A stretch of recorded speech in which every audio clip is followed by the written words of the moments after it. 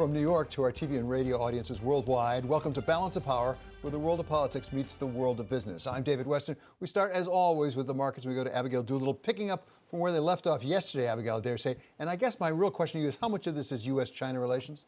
I think probably there's an undercurrent of U.S.-China relations here. That's a story that simply doesn't go away. It was the big story last year that caused risk on, risk off. But we also have, of course, payrolls that we were talking about yesterday, the sense that maybe the economic data could stagger here for a little while. I think the biggest pressure, though, David, is probably the tech sector, the S&P 500 and the NASDAQ in particular, being pressured by weakness in tech. At the lows, the NASDAQ had been down more than 1%, and it started yesterday, right after we spoke, quite truthfully, David. The NASDAQ yesterday closing down about 2.8%, its worst day in almost 2 months. This as those Microsoft results, even though they were great, weren't great enough because these tech stocks all year are up so much. So yesterday, after the bell, Intel reported a good quarter, but the third quarter guidance not missing or not meeting the mark. That stock plunging down 15% right now at the lows, down 18%. At that point, its worst day since 2002, just to give you an idea of the selling pressure. Another big story,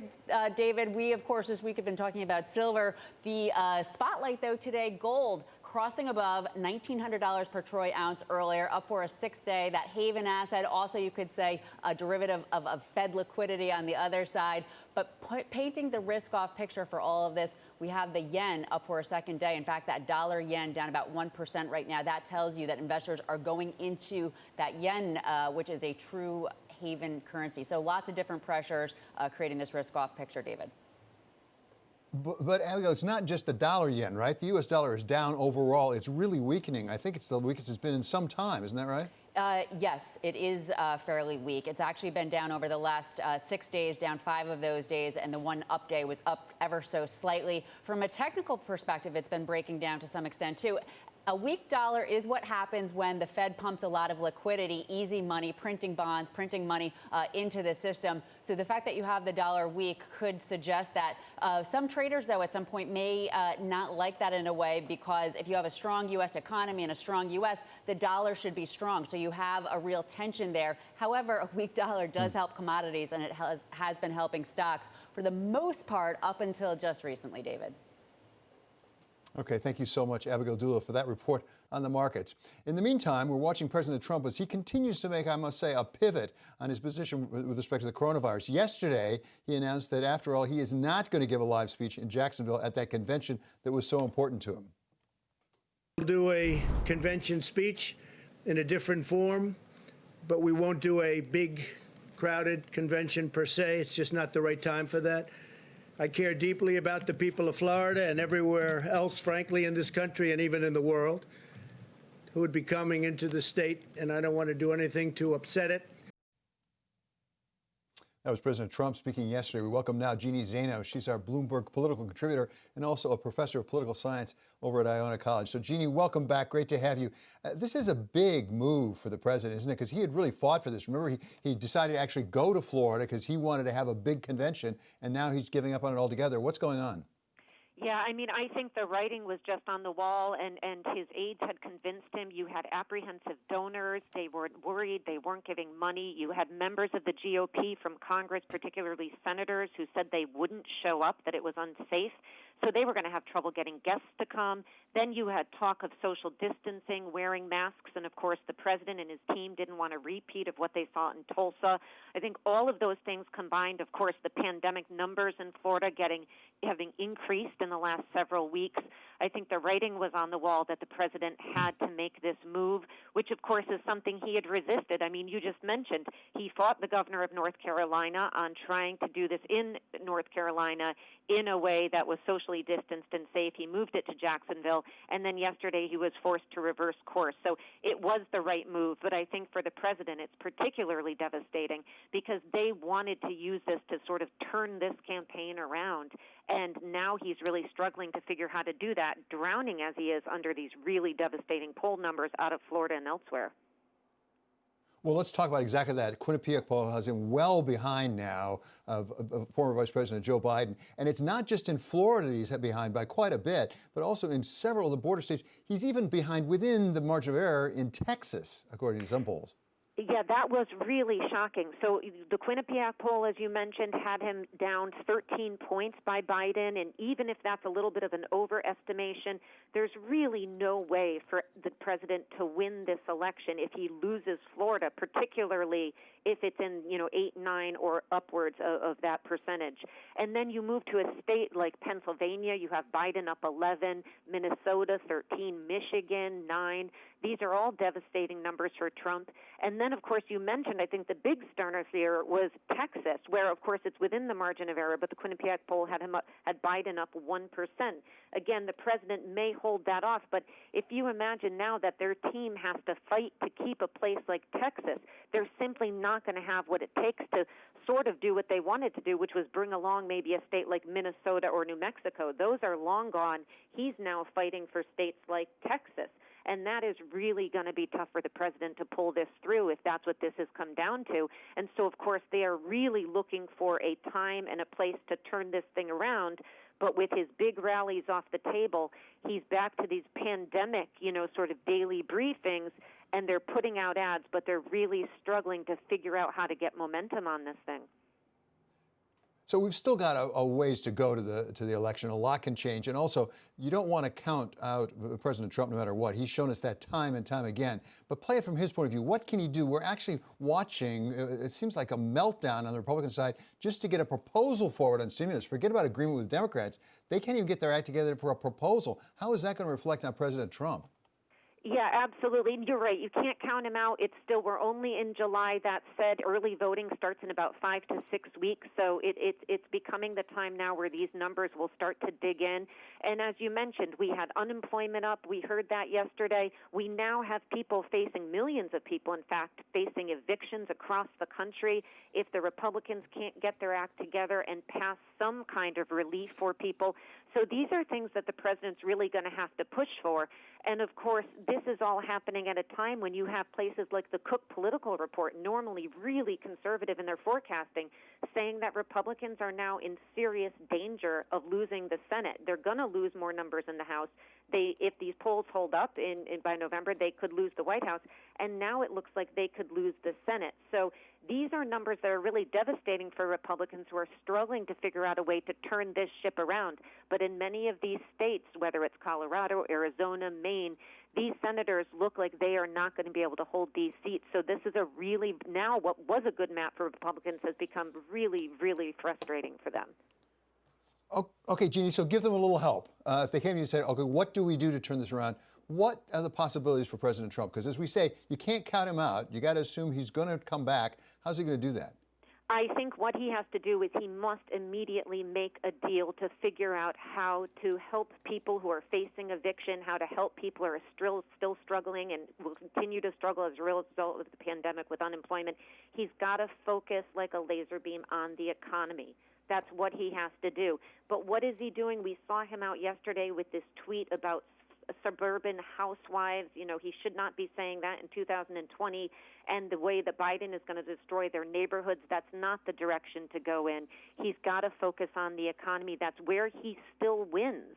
And so that's what they've got to do, but that's going to be an uphill battle. I think infrastructure makes a lot of sense if he can get the Democrats to agree with him, but it's going to be particularly hard as these weeks go on to make those kinds of deals with Democrats. But I do think that's where he's got to focus, and he's got to address the pandemic, and he's got to take it seriously, more seriously than he has. Yeah, he's got a tall order in front of him. Thank you so much, Jeanne. It's always great to have you with us. That's Jeanne Zaino. She's our Bloomberg political contributor and a professor of political science at Iona College. Coming up here, the plight of those who are homeless has only gotten worse with the COVID virus. We are going to be welcoming someone who has part of an answer to that problem. She is Rosanne Haggerty of Community Solutions. That's coming up next on Balance of Power on Bloomberg Television and on radio.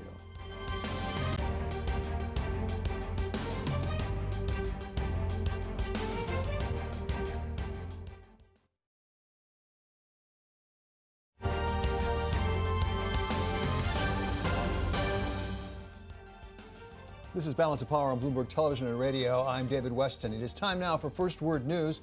And for that, we go to Mark Crumpton. David, thank you. The chief scientist at the World Health Organization estimates that about 50% to 60% of the global population will need to be immune to the coronavirus for there to be any protective herd immunity effect. During a social media event today, a WHO official said studies done from some countries hit hard by COVID-19 show that about 5% to 10% of people now have antibodies, though in some countries it has been as high as 20%. The British Prime Minister Boris Johnson's warning the UK will still be dealing with the coronavirus pandemic in mid-2021. He adds his government is preparing for a second wave of infections over the winter. The Prime Minister told Sky News there will be tough times ahead and said he regards those who oppose vaccinations as, quote, nuts. A government accountability group, which includes the cities of Paterson, New Jersey, and Atlanta, are suing President Trump. It's the first of what will likely be several lawsuits challenging the president's executive order seeking to exclude undocumented immigrants from census data used to determine congressional districts. The president believes that counting undocumented immigrants in congressional districts ultimately benefits Democrats. Iran has lodged a formal complaint with the United Nations Civil Aviation Agency after a passenger plane flying from Tehran to Beirut was intercepted by a U.S. fighter jet in Syrian airspace. Iran called the incident a clear violation of international law. Several passengers were injured as the jet dropped in altitude to avoid a collision. That's according to reports and social media posts. Global news 24 hours a day, on air and on Quick Take by Bloomberg. Powered by more than 2,700 journalists and analysts in over 120 countries. I'm Mark Crumpton. This is Bloomberg. David? Thank you so much, Mark. Every night, over 500,000 Americans experience homelessness, and that number is expected to actually grow substantially when the eviction moratorium lapses at the end of next week under federal legislation. Welcome now someone who has a plan to help with at least part of that problem. She is Rosanne Haggerty, and she is from Community Solutions. So, Rosanne, thank you so much for being with us. Let's start first with the scope of the project. As I understand, there's 1.5 million people a year who experience homelessness, more than 500,000 any given night. Describe the issue of homelessness in the United States today.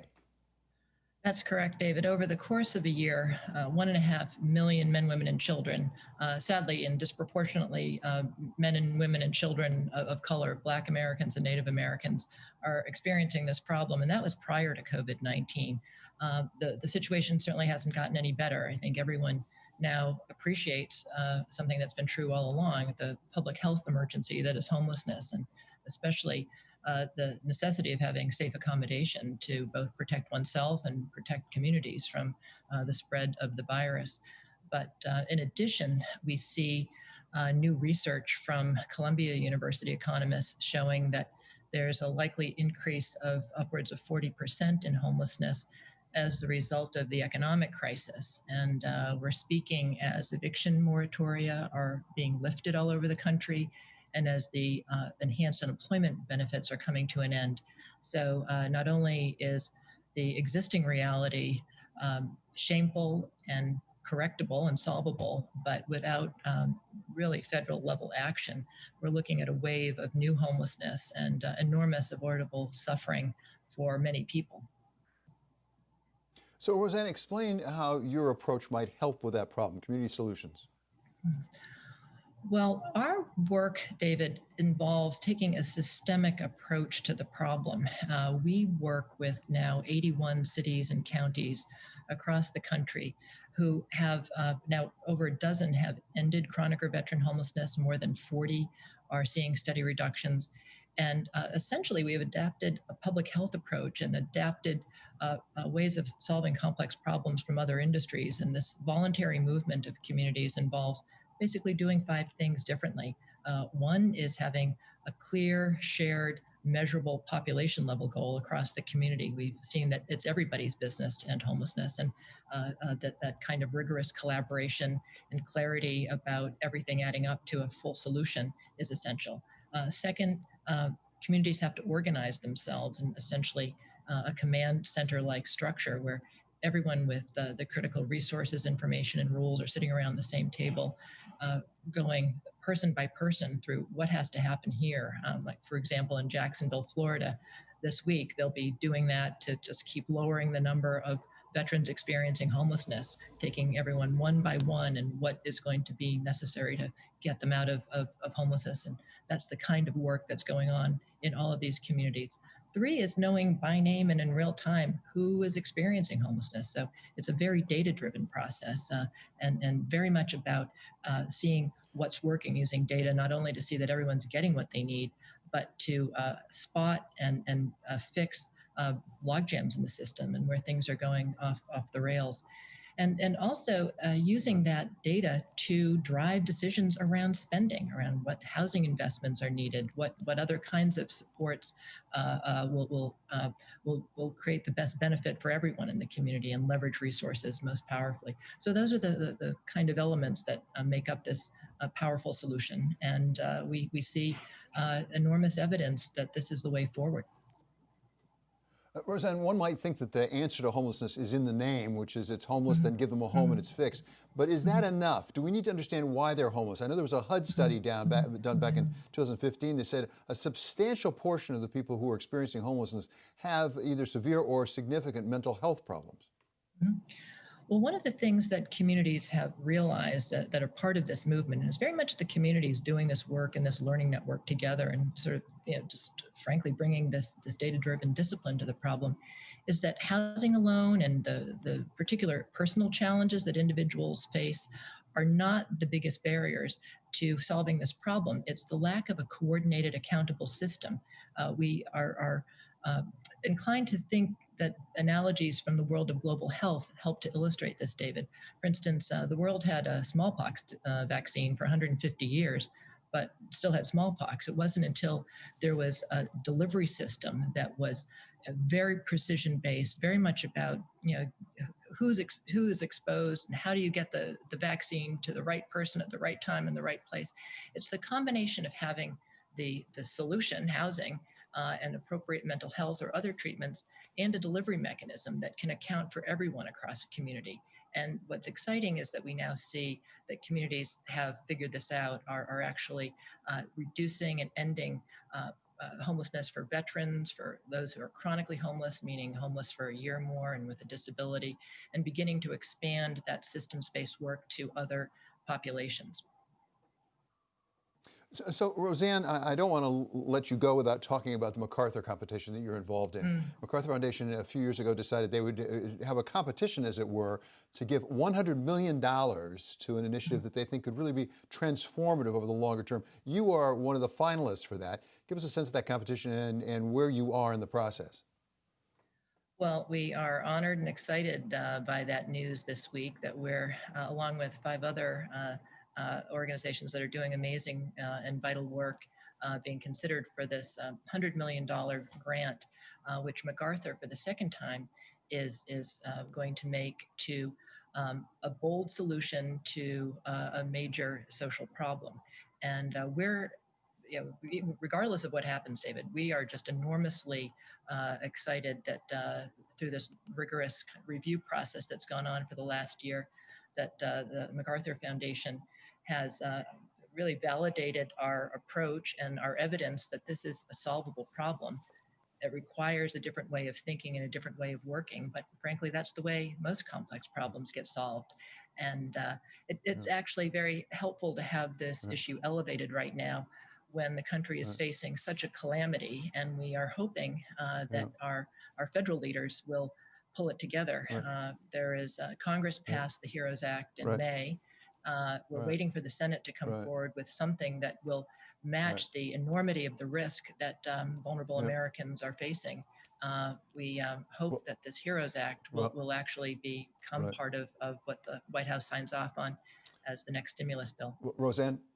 Rosanne, as you say, it's a great honor to make it that far in the Macarthur Foundation, and we wish you the best of luck. That's Rosanne Haggerty of Community Solutions. And a program note now, tonight, 6 o'clock Eastern Time, we're going to have Wall Street Week, and we'll be joined this week by Larry Summers, of course, also by Katie Koch of Goldman Sachs, and Afsane Beshlas of Rock Creek Group. This is Balance of Power on Bloomberg Television and Radio.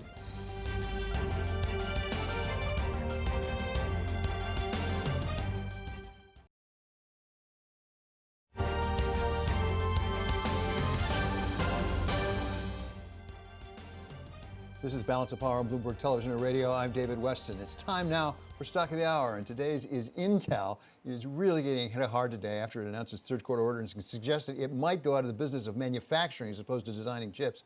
To take us through it, we welcome now Kaylee Lyons. Kaylee? David, it's really ugly for Intel today. The stock is lower by more than 15% at this point, despite the fact that it beat estimates on the top and bottom line, even raised its forecast. None of that seems to matter. What everyone is focusing on is another production delay. The products in question are these smaller 7-nanometer chips. The timing of these getting shifted back another 6 months or so. They now see these chips going on sale at the end of 2022 or early 2023. That is a year behind schedule. The reason that this is so problematic for Intel is this is how they're supposed to be competing. Rivals like AMD already have these kinds of chips on the market, and that competitive pressure is only growing. So they're losing ground, and the delay risks exacerbating that. Plus, on the earnings call, as you alluded to, David, Bob Swan, the CEO, discussed the idea that Intel may move to not even manufacturing its own chips anymore. That idea of outsourcing would have been unthinkable until recently. Intel has both designed and manufactured its own chips for half a century. So that represents a huge shift. And I would just note that the sell side has been very quick to react to these results. At least 7 firms downgraded the stock today with pretty biting commentary. One analyst over at Bernstein said this was the worst earnings call they've seen from Intel in their career covering the company, and that whatever little credibility Intel had is now out the window. The stock now has the lowest percentage of buy ratings that it's had since going back all the way in 2013, David. Ouch. Well, Intel's really getting hit hard today, as you say. That's a pretty harsh word. At the same time, tech is not having that easy a time of it, period, during this earnings season. No, it's really not. We've seen about 20 companies within the S&P 500 technology sector report thus far, and on average, after their results, they've fallen by about 1%. And David, this really just is a story of expectations being so high going into these reports. Remember, this sector as a whole trades at a multiple of around 30 times earnings, that even meeting expectations, even slightly exceeding them, like we saw with Microsoft, just really isn't enough to make the mark. Expectations so high that it's kind of very easy to come up short of them at this point, David. Yeah, it's fascinating. Thank you so much to Kaylee Lyons for that report on Intel having some struggles. And in fact, that tech issue may be related to the next story we're going to cover, which is U.S.-China relations. Anna Ashton of the U.S.-China Business Council is going to be here after, of course, we ordered the consulates closed in Houston. Then they responded with Chengdu. And now we've detained someone who's a researcher out in California from China. We're going to cover that. And that's coming up next on Balance of Power on Bloomberg Television and on radio.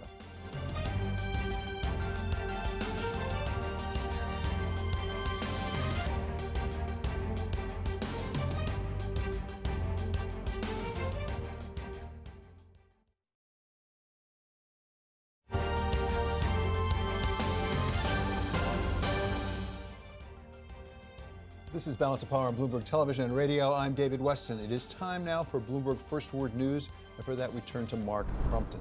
David, thank you. Senate Majority Leader Mitch McConnell's stimulus waiting game has now turned into a race against the clock. Leader McConnell waited until a key component of coronavirus aid was about to expire before drafting the Republican version of the next relief bill.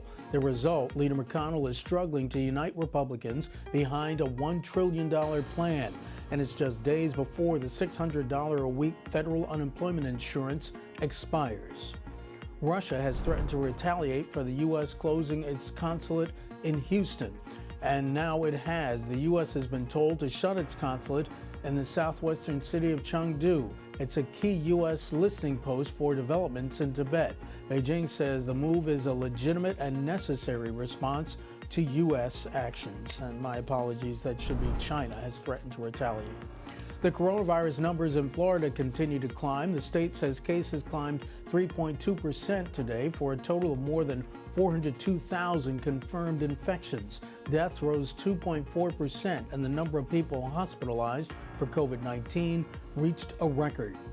The Toronto Blue Jays will play their home games at Salin Field in Buffalo, New York this season. Governor Andrew Cuomo said today he spoke to Major League Baseball Commissioner Rob Manfred this morning about the Blue Jays. The team has been trying to find a U.S. location after the Canadian government declined to allow them to play in Toronto. Global news 24 hours a day, on air and on Quick Take by Bloomberg, powered by more than 2,700 journalists and analysts in over 120 countries. I'm Mark Crumpton. This is Bloomberg. David? Thank you so much, Mark. Well, as Mark was just talking about, there is a rising escalation in the conflicts between the United States and China. After China, as Mark described, closed down the consulate in Chengdu, then we had an incident today out in San Francisco where the U.S. apparently detained a Chinese researcher who was seeking refuge in the Chinese consulate there. Here to sort this all out for us is Anna Ashton. She's Senior Director at the U.S.-China Business Council. Anna, I don't know if you can sort it out. It seems pretty complicated, but give us your sense from where you are right now of where this conflict lies. Yeah, sure. And thanks for having me on. You know, it's impossible to know or to comment on the rationale for the U.S. government ordering the closing of the Chinese consulate because we just don't have enough information. And the State Department's comments on this, including Secretary of State Pompeo's comment yesterday, didn't really illuminate anything. You know, the accusation is that the consulate was, as Pompeo put it, a hub of spying and intellectual property theft, but there are not a lot of specifics there. However, what we can say with certainty is that ordering another country's consulate closed is an absolute escalation in tensions in the relationship. And this is the most important relationship that the United States has, arguably the most important relationship in the world. So not a great direction for things to be going. It then was followed by the president making remarks that there could be additional consulate closings. And shortly after that, news broke that the San Francisco Chinese consulate was harboring a fugitive, essentially, that there was a Chinese researcher who had been indicted for having committed visa fraud and misrepresenting her ties to the Chinese military, and she was taking shelter in the San Francisco consulate. The Chinese consulate in San Francisco has now released that person to U.S. authorities, as well as announcing that they will be ordering the closure of the U.S. consulate in Chengdu. In some ways, I think that this is a relatively positive resolution of the situation. I think, you know, by turning over the person that was taking shelter in the San Francisco consulate, China may have done what was necessary to stave off any additional orders of consulate closings. And it should be no surprise to anyone that if the U.S. was going to stand firm on its position that the Houston consulate must close, then China was going to respond with some sort of reciprocal action towards U.S. consulates there, because that is standard in Chinese diplomatic relationships to respond reciprocally. But the Houston consulate has a long and storied history in the United States. It's the oldest consulate in the United States. It figured prominently in the normalization of relations in the 70s. So this isn't just politically significant in terms of our relationship right now. It carries a symbolic weight that's hard to summarize. Anna, do we have a sense of what's going on behind the scenes, if anything? I mean, obviously, we've seen a very public exchange between Mike Pompeo, the President of the United States, on the one hand, the Foreign Minister, and the other over in Beijing. Are there negotiations going on behind the scenes about how to resolve this? Are we communicating to the Chinese what we want from them? Well, I think that's an important point that you're raising. You know, we had 2+ years of tension over trade that escalated and escalated and escalated, but there was also dialogue, and we finally reached an agreement that should have put the relationship in a better place. Obviously, we have had extenuating circumstances that no one could have imagined unfolding the way that they have with the pandemic. But at this point, rather than having a more peaceful, more productive relationship, we have hawkish rhetoric and posturing as the dominant theme in U.S. policy towards China right now. And it isn't clear that there is consistent, regular dialogue happening between the two countries on the host of other issues outside of trade that, you know, that are really driving concerns on both sides in the relationship. And it is important that we get back to a place where we're engaged with China on the entire menu of issues that impact our relationship and that impacts the world. That's historically been how we've dealt with China. We need to get back to something like that. So Anna, you very helpfully direct us back to the first 3 years of President Trump's administration, when it was about trade largely with China. There were a lot of backs and forths and maybe some hostile language, but also a lot of negotiation. We thought we had a phase one deal. Now the President of the United States says he's not even sure he cares about that anymore because everything's changed. Is phase one dead? I don't think phase one is dead. Look, the U.S. Trade Representative Robert Lighthizer worked incredibly hard on this agreement, worked very closely with Chinese counterparts, and I think, the resulting agreement, while it doesn't address every issue that is important in the commercial relationship and the trade relationship, it did make significant and important headway on issues that we'd struggled to make headway on for a long time. And furthermore, it involved an enormous purchase agreement that goodness knows would help the U.S. economy recover right now. China is lagging a little bit in its purchases, but that's to be expected for a couple of reasons. Number one, China had its own massive COVID-19 outbreak that's ongoing off and on, but really bad at the beginning of the year, which really affected their ability to trade in the first quarter. And number two, a lot of the agricultural commodities that China agreed to purchase are not seasonally generally purchased in the first half of the year. So we wouldn't have expected to see those purchases by now. Number three, we saw the energy markets tank. So the commitments to purchase energy became impossibly daunting at the beginning of the year, but that's on its way to an improved place.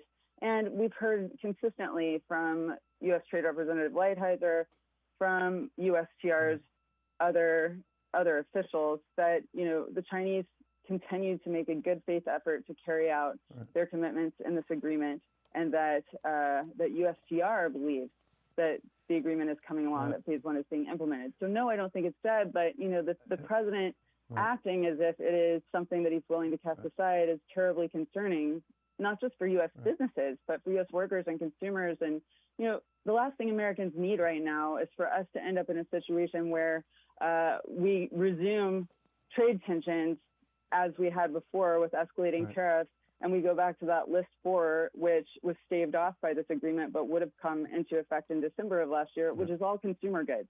So when people are struggling to pay their rent, they then can't buy groceries? Right.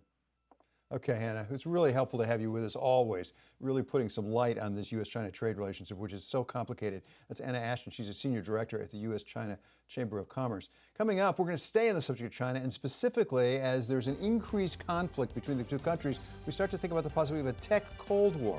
Well, what would that really cost? Well, Apjit Walia, he is from Deutsche Bank, has actually done a very distinct study on that question and has an answer. He'll be here next. This is Balance of Power on Bloomberg Television and on radio.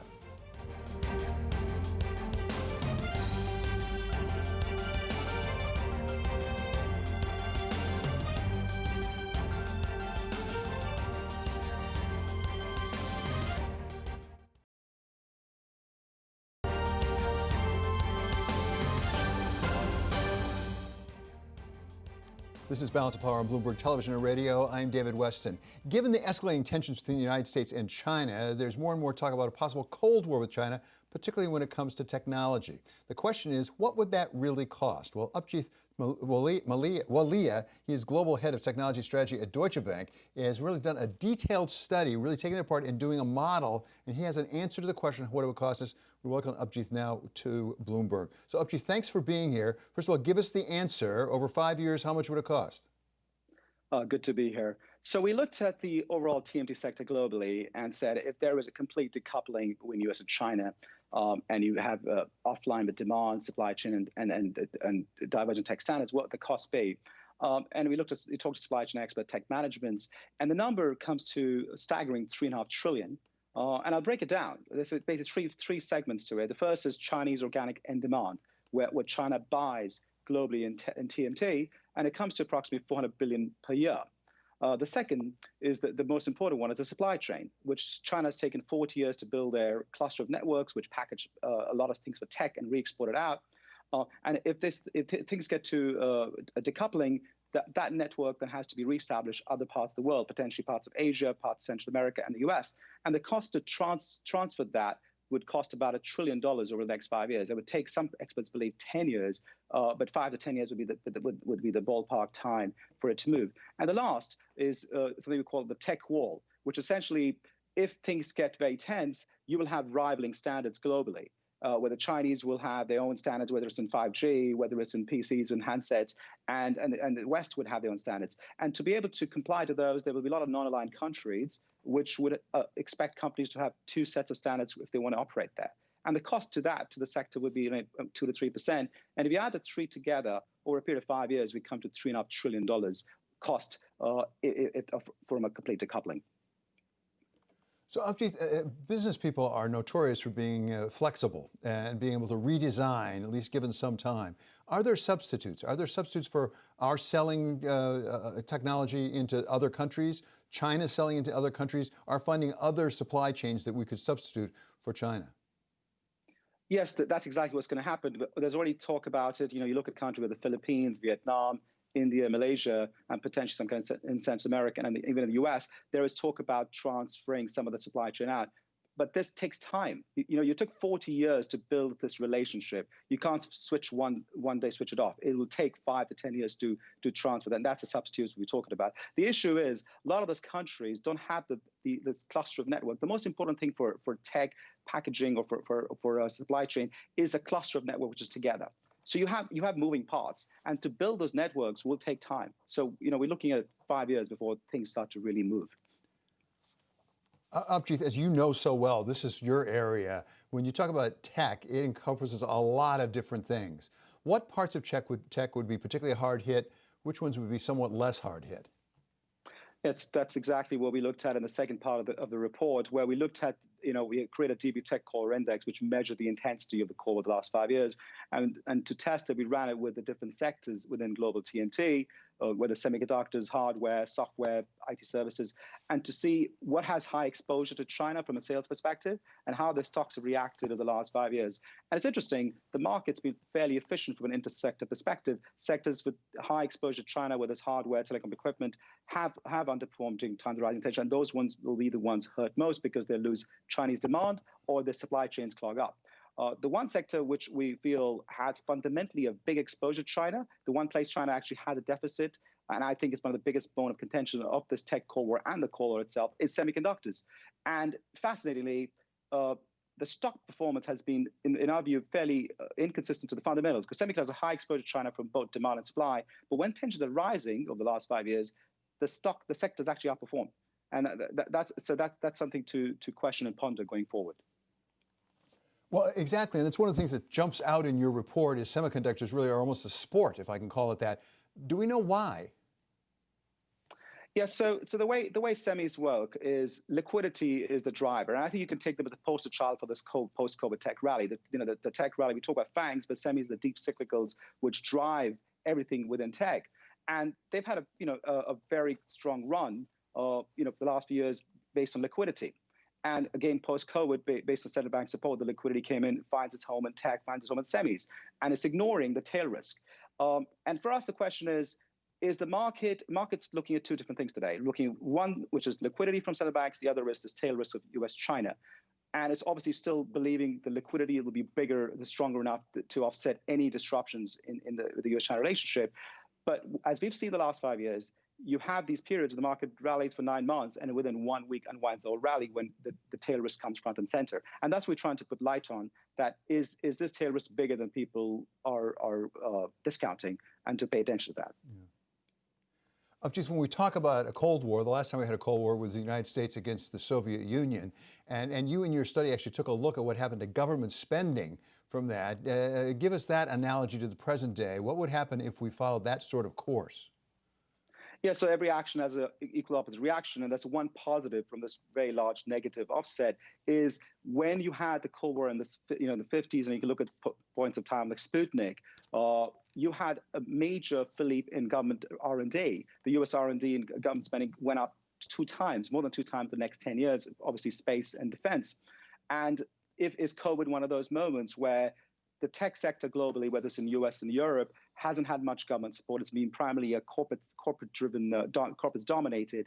And the question is, will governments, especially the US, start to look at the tech ecosystem, support it, and increase funding to whether semiconductors or AI? I think that's going to be the big story of the next few years, the one positive from the Cold War of governments getting involved globally in tech. Yeah, of course, one glaring difference, I think, between that Cold War and this possible Cold War is that, in fact, we have been very integrated, our economies, with the United States and China. That was not true with the United States and Russia or the Soviet Union before. So one real cost of this would be disentangling those. That's right. That's the cost that you talk about, $3.5 trillion.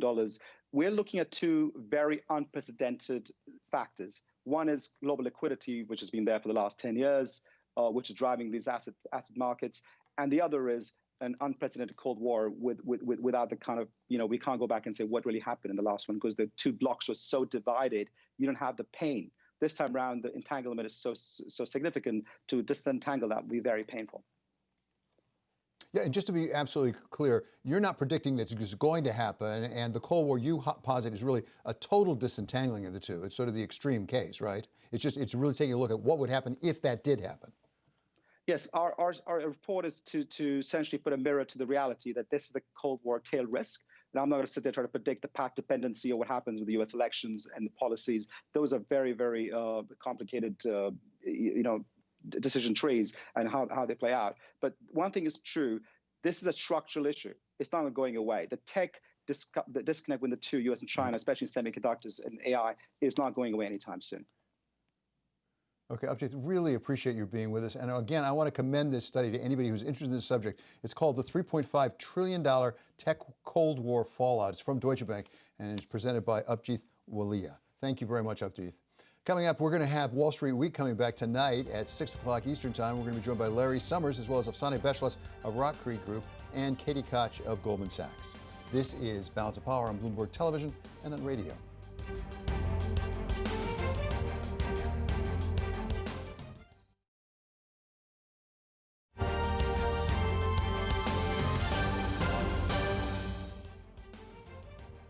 This is Balance of Power on Bloomberg Television and on radio. I'm David Weston. Well, making money in the markets these days is no easy feat, and particularly if you're a hedge fund, and particularly if you're a long-short hedge fund. The CEO of Axon Capital Management, Dinakar Singh, spoke earlier today with our colleague Eric Schatzker and talked about how to make money in this sort of market.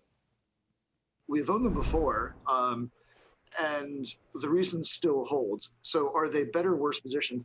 Look, I think any company that's going to have advertising exposure will be hurt if the economy doesn't do well. The question is how much.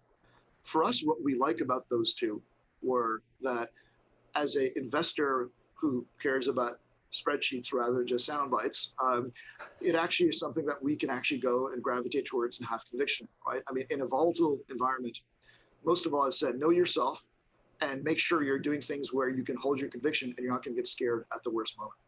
So Amazon, is it a great company? Absolutely. Would you like to be Jeff Bezos? Sure. The problem is I don't have a clue what multiple to put. I mean, is it 100 times earnings? Is it 200? I mean, Zoom is a great company. Is it a great company at 265 earnings or 165 times earnings or 300 times earnings? I don't know. And I'm not sure anyone knows. I mean, it's just a theme investment, right? With Google and Facebook, you don't have to go and be a new paradigm guy. Traditional multiples on traditional metrics work just fine. And frankly, for both those two specifically, on top of it, you get something extra for free, right? In the case of Facebook, as an example, WhatsApp is arguably becoming one of the most important franchises in the entire world. Less so in the US, but in Europe and especially in Asia, everyone uses WhatsApp. They don't make a penny from it. And if anything, it's actually costing them money because it's an expense center, not a revenue center. So Facebook is really Instagram, it's Facebook, and it's WhatsApp. Facebook is itself a mature business. That's nothing particularly exciting, but you're not paying 40 times earnings for it either. Instagram is still a great business that's still growing, and WhatsApp is a completely untapped, incredible franchise. So for us, it's a decent multiple, and you're getting stuff for free, right? And Google, frankly, the same way. Google is a incredible franchise. Yeah, it'll have some cyclicality to it, but they've also spent a fortune on things that simply haven't shown up yet in value, but someday will, right? Whether it's automated driving or all the other 100 things that put money in.